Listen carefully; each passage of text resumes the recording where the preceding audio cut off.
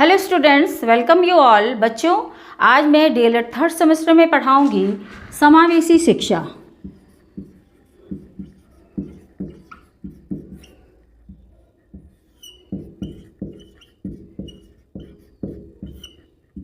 देखिए, समावेशी शिक्षा का अर्थ मैंने बता दिया था कि जब हम बिना किसी भेदभाव के समान रूप से सभी बालकों को शिक्षा प्रदान करते हैं, या समान रूप से सभी बालकों को स्वीकार कर लेते हैं, या सभी बालकों को समान रूप से सभी बालकों के अंदर जो भी कमियां होती हैं उस कमियों को किनारे करके हम उनको सामान्य बालकों के अंदर समाहित कर लेते हैं, वही हमारी समावेशी शिक्षा होती है।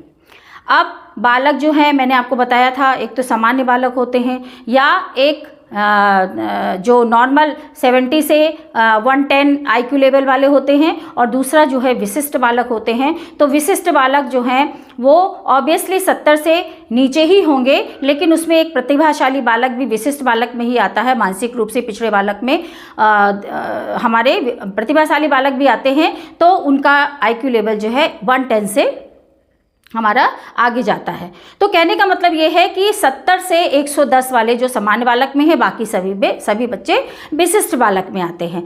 अब ये हमें देखना है बच्चों, इसकी पिछली क्लास में हमने पढ़ाया आपको कि समावेशी शिक्षा के क्या उद्देश्य हैं, क्या महत्व है, क्या इसकी ज़रूरत है, ठीक है, क्या इसकी आवश्यकता है, क्या इसका उद्देश्य है। इन सब बातों पे हम चर्चा कर चुके हैं और हम पढ़ चुके हैं। आज की क्लास में देखिए, मैं सीक्वेंस में आपको डेली आपको सीक्वेंस से पढ़ाऊंगी, चैप्टर वाइज पढ़ा रही हूँ। तो थर्ड हमारा क्या आ जाएगा टॉपिक, थर्ड टॉपिक आएगा कि समावेशी शिक्षा के कौन कौन से सिद्धांत होते हैं। तो अब बच्चों, अगर सिद्धांत की बात हम करें तो सिद्धांत क्या होते हैं? सिद्धांत का मतलब होता है नियम। सिद्धांत का मतलब क्या होता है?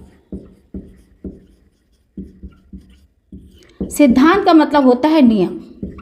मेरे बहुत कड़े सिद्धांत हैं, कहते हैं ना, मेरे बहुत कड़े सिद्धांत हैं। तो क्या मतलब है कि मैंने जो नियम बनाया है उसको मैं कभी नहीं तोड़ता, और मेरे नियम जो बनाए गए नियम हैं वो बहुत कड़े हैं।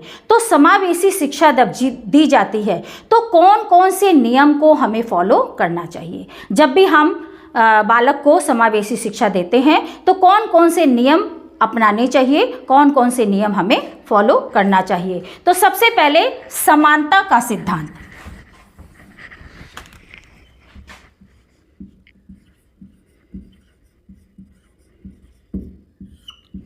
समानता का सिद्धांत, ठीक है। दूसरे की बात करें अगर हम,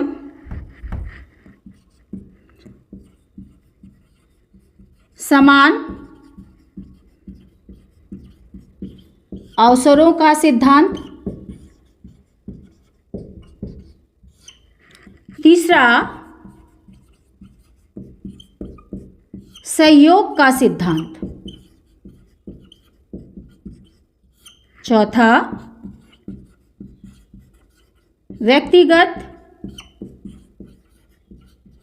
भिन्नताओं का सिद्धांत, ठीक है।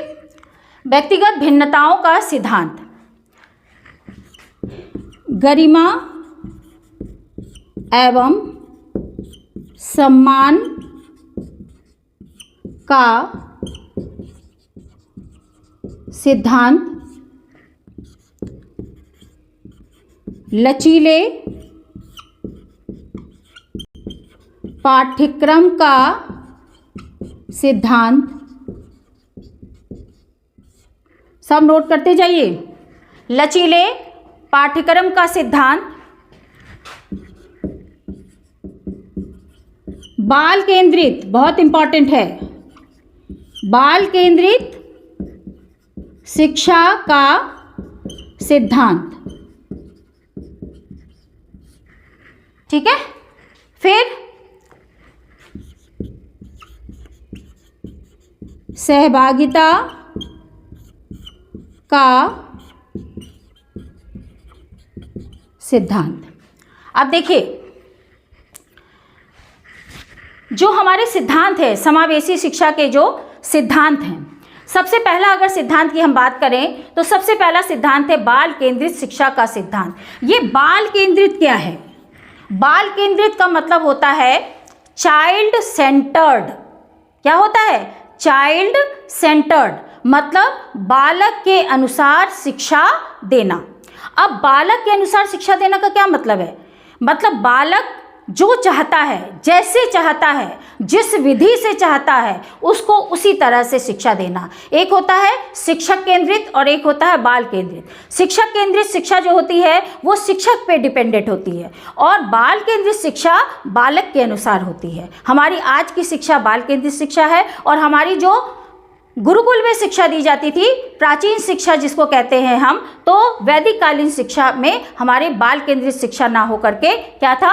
शिक्षक केंद्रित शिक्षा था। तो बाल केंद्रित शिक्षा का सिद्धांत है बालक के अनुसार आपको शिक्षा प्रदान करना है। इस नियम को पालन करना है। कब? जब हम समावेशी शिक्षा प्रदान करते हैं। दूसरा है समानता का सिद्धांत।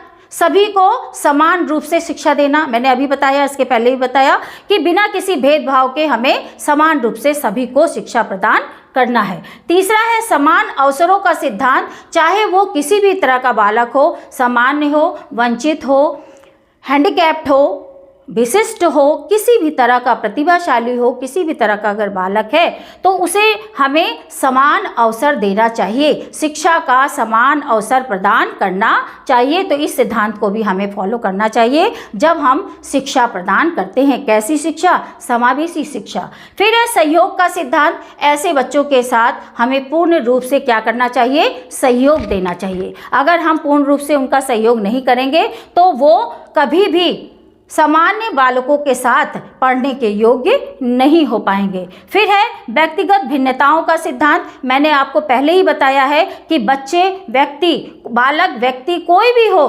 कभी भी एक समान नहीं होता है। उनके अंदर कुछ न कुछ विभिन्नताएं होती हैं, चाहे शारीरिक विभिन्नता कहो, चाहे मानसिक विभिन्नता कहो, उसमें कुछ न कुछ अलग होता है। तो अलग अगर है, किसी भी तरह से वो अलग बच्चा है, ठीक है, तो उसको उसी प्रकार से उसके अकॉर्डिंग उपकरण को चूज़ करके, उसके अकॉर्डिंग शिक्षण विधि को चूज़ करके, उसके अकॉर्डिंग टेक्निक्स को चूज़ करके हम उसे शिक्षा प्रदान करेंगे। ये नहीं कि आप में ये कमी है तो आप अलग चले जाइए, नहीं, उसको भी हमें उसी प्रकार से शिक्षा प्रदान करनी चाहिए। फिर है गरिमा एवं सम्मान का सिद्धांत। ये तो बहुत इंपॉर्टेंट है, क्योंकि अगर हम मान लीजिए कोई लंगड़ा आता है, पैर से विकलांग है, लंगड़ा हो गया है, तो वो अगर क्लास में आता है या कोई अंधा आता है तो क्या हम उसको कहेंगे ए लंगड़े इधर बैठो? नहीं, हमको उसको पूर्ण सम्मान देना है, पूर्ण गरिमा से बात करनी है कि उसे ये महसूस ही ना हो कि हम किसी भी प्रकार से दूसरे बच्चों से अलग हैं। उसे ये लगे कि हम सामान्य बालक की तरह हम भी हैं और हम भी यहाँ पे शिक्षा पाने आए हैं। ठीक है।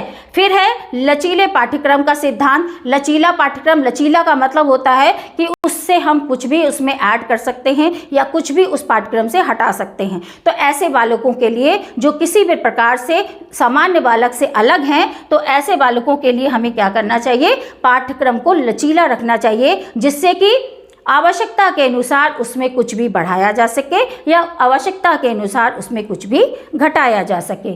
फिर है सहभागिता का सिद्धांत। हर समय इस चीज़ को आपको ध्यान रखना चाहिए कि वो भी बालक एक दूसरे से अलग नहीं है, वो भी भगवान के ही दिए गए बालक हैं और हो सकता है किसी भी कारण से उनमें कुछ कमी आ गई हो, लेकिन उनको अलग नहीं करना है। पूर्ण सहभागिता उनको प्रदान करनी है और उनको हर एक एक्टिविटीज़ में शामिल करना है, बिना किसी भेदभाव को अपनाए, बिना किसी भेदभाव के उन्हें प्रॉपर रूप में उनके अनुसार शिक्षा देना है। तो आज की क्लास में हमने पढ़ा कि समावेशी शिक्षा के कौन कौन से सिद्धांत होते हैं, कौन कौन से नियम होते हैं, जिसको कि जब हम समावेशी शिक्षा दें बच्चों को तो हमें किस किस सिद्धांत को फॉलो करना चाहिए, जिससे कि हमारी शिक्षा सुचारू रूप से चलती रहे, जिससे कि हमारी शिक्षा उन बच्चों के जो किसी भी प्रकार से वंचित हो गए हैं किसी चीज़ से, उनके लिए लाभकारी हो।